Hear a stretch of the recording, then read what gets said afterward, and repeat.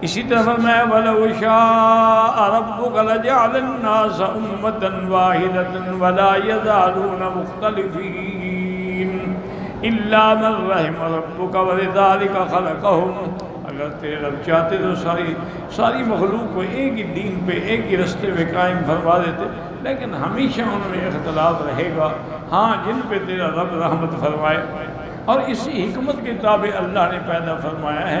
اصولی بات یہ ہے کہ الاشیاء تتباین بالازداد، ہر چیز اپنے ضد سے پہچانی جاتی ہے۔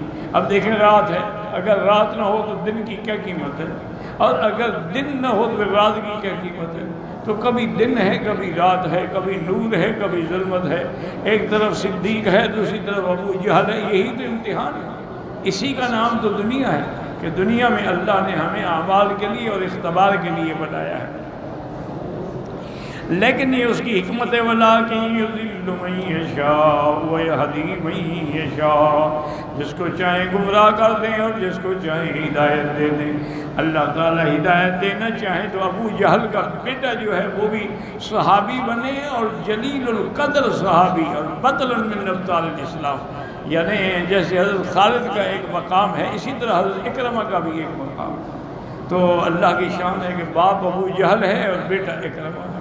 اچھا، اسی طرح ابو جہل کے باقی بھائی جو تھے نا وہ بھی مسلمان ہو گئے، بس یہی بدبخت تھا جو جہنمی بن گیا۔ تو یہ اللہ کی مرضی ہے، جس کو چاہے گمراہ کریں اور جس کو چاہے ہدایت عطا فرمائے۔ اب دیکھیں کہ ابراہیم خلیل نبی ہے، انبیاء کے باپ ہیں، ابو الانبیاء ہے اور خلیل اللہ ہے، لیکن باپ کافر ہے۔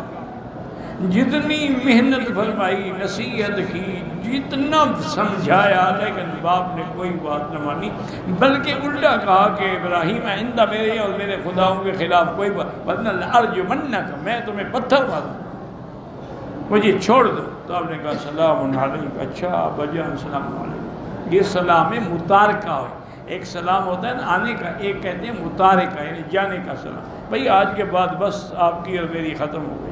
تو یہ اللہ کی حکمت ہے۔